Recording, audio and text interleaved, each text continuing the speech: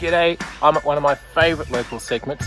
It's got 5 pretty cool features, including that little rock roll. The second is this rock jump. I'm here on this trail to road test 8 GoPro mounts. We'll find out what works, what doesn't, and hopefully why. Why, I hear you ask, am I trail testing 8 mounting positions? Well, I'm just a little bored of always using my chin mount. It's just time to mix it up a bit.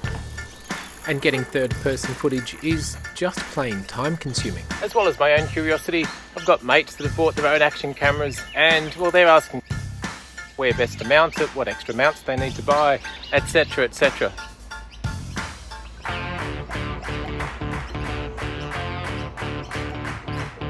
Alright, so the first one we'll look at is mounted to the seat post looking forward. I call this the MtB veg cam. You're going to need these attachments. Does it interfere with your riding? Well, yeah, it does a bit. It feels like a swollen third vegetable, if I can put it that way. Noise-wise, as you can hear, you just get the rustling of the short, and that rattling noise at the moment is just a bit of a mystery, sorry. You get a bit of track ambience, but you're not going to pick up clear commentary.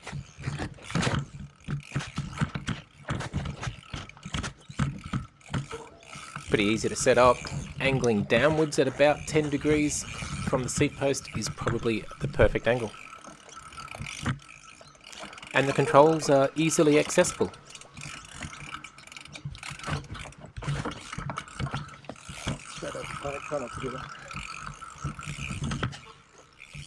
Okay, mount position 2, onto the handlebars. Note, I've used a couple of extra attachments here so that I've got space to get the camera in front of the cables and don't get them caught or tangled. As you can tell from the noise though, those cables did vibrate and rattle against the camera, even with the windsock on. Of course, it doesn't interfere with your riding at all, and picking up any commentary is okay.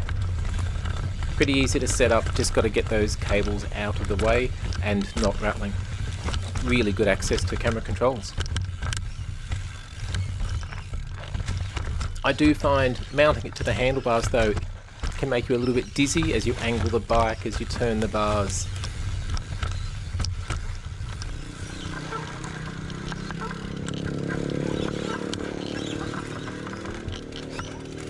It's a much rawer camera angle.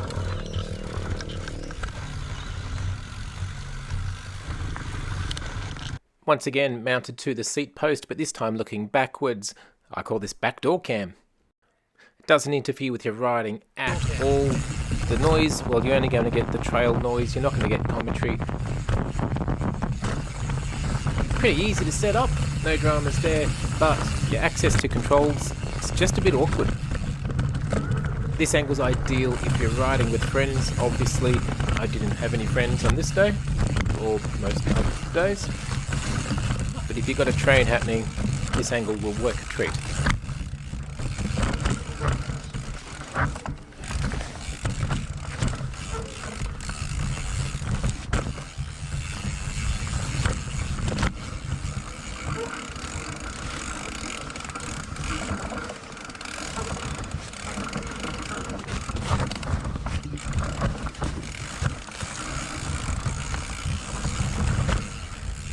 Okay, so this I think is where the fun starts. This is the rear-mounted forward-facing Heli Cam, or helmet mount, with a selfie stick.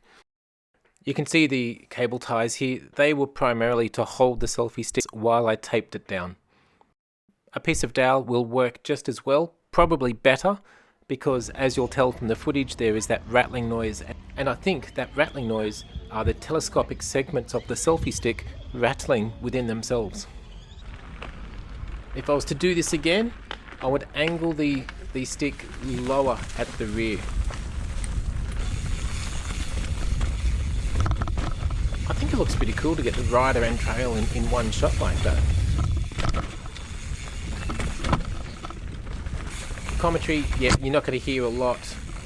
And access to controls, you're going to need a friend to do it, or you're going to have to take the helmet off to turn the camera on and off. But the major issue with this one was simply it kept getting caught in trees, and that in itself was a major distraction to riding. If you're on more open trails, bike parks, etc., you won't have to deal with that.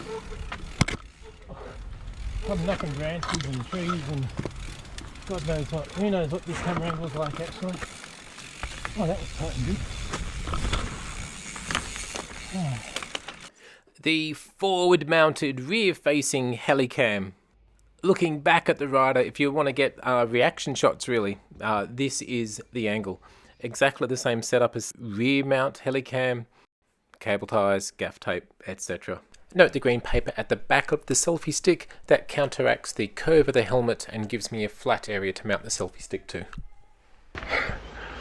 Oh, I've got my doubts. This is going to work. It's pretty heavy on the front. It's probably going to bobble. It's not really in my view, but we'll see how we go.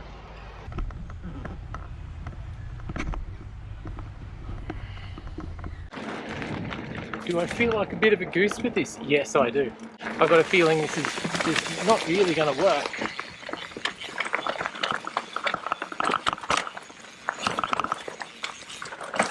Then again, might work a treat. I think the camera's bobbled a little bit. Really paranoid about catching it on stuff. And honestly, it's just a massive distraction.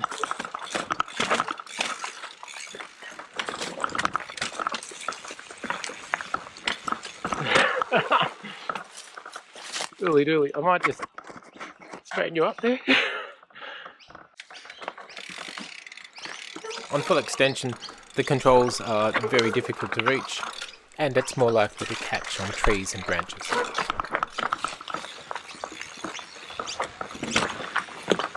That was better than I feared. Like so many things are, I suppose. I'm going to try it again with the camera closer to my face and pointing down towards my torso a little bit more. It didn't get in my field of vision as much as what you might think.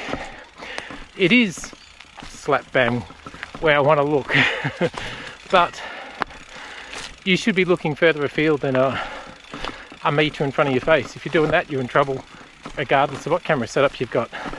Helmet didn't bobble around as much as what I was fearing. I thought that was going to be a massive distraction, but it wasn't, even off the drop. Much closer, probably about half the distance from my nose, and pointing downwards quite a bit more. Ooh, skip a gear. It is in my vision more so at this distance from the nose, so that little bit more distracting. It didn't want to be a great footage to warrant this, because it feels kind of dangerous and that's going to snag on something, or it's just a bit uncomfortable with the helmet and dangerous in the distraction valley. Plus I do feel like I just missed the turn. I do feel like a bit of a goose with it. Feels like it's I'm the Pinocchio unicorn. Done. Alright, traditional helmet cam. You're gonna need a mounting point stuck to your helmet. They come with GoPro packs and they are certainly reliable. Your camera's not just gonna fall off if you follow the instructions. It doesn't interfere with your riding at all, except if you do come off and you actually need the helmet you're wearing, it could be the end of your camera as well. Noise-wise, it's fine. Commentary's okay. Ease of setup, you just need to live with that mounting point stuck to your helmet permanently. What I don't like about this angle is you appear to be floating over the trail. You've got the benefits of the head being a gimbal, but you're further away from the trail. Personally, I just feel a bit detached from the action on this angle. And like the Heli Cam, the extra weight makes the helmet bob around just that little bit more. Alright, the bog standard Chesty, as you can see here, it's angled upwards. It's not coming straight out from your chest, because when you're riding, of course, your torso is leaning forward. There's a bit of trial and error involved in getting that angle right. It doesn't interfere with riding. The noise is good, perfect placement for commentary and accessing controls. Here I'm using a no-name Chesty mount. Of course GoPro puts out their own. The no-name was about half the price of the GoPro brand. Doesn't interfere with your riding at all, although it is, especially in winter, if you're wearing coats or jackets or something, I find it can just get a bit uncomfortable. The more padding you have in terms of clothing, the less tight and firm you can get the camera mount, and you'll get more camera shake.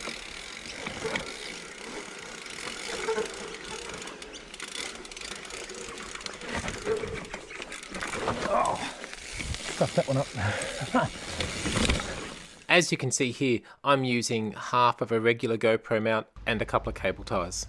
For me, this has worked really well for months now. There's various other products you can get on the market. I'm personally curious to try a Dango chin mount, because access to the controls, and if you're messing with settings or bump the wrong button, I find it personally a pain in the ass to take the helmet off. Of course, it doesn't interfere with your riding at all, perfectly placed for commentary and noise, and being helmet mounted, you have the benefits of that natural gimbal. It is my favourite camera mounting position, and favoured by many YouTubers and people that film their riding. Okay, so what have I learned? One of my favourites here, look, Chesty and chin mounts, they're the standards. But the MtB veg and the backdoor cam both work pretty well. If you're riding with friends, backdoor cam's going to be fantastic. And it's just so easy to loosen it off a little bit, swivel it around between backdoor and MtB veg. The two Heli Cams, they're just a bit of a hassle, and honestly for me, they will be special occasion camera mounts. 8 camera angles, take your pick. They all have pros and cons. But if you're looking to produce more interesting, varied footage, maybe there's some ideas here for you. If I've saved you any time in figuring this stuff out, then like this video. It helps out the channel, and if you like what I'm doing here, then subscribe. Much appreciated. MtB. Go ride something today.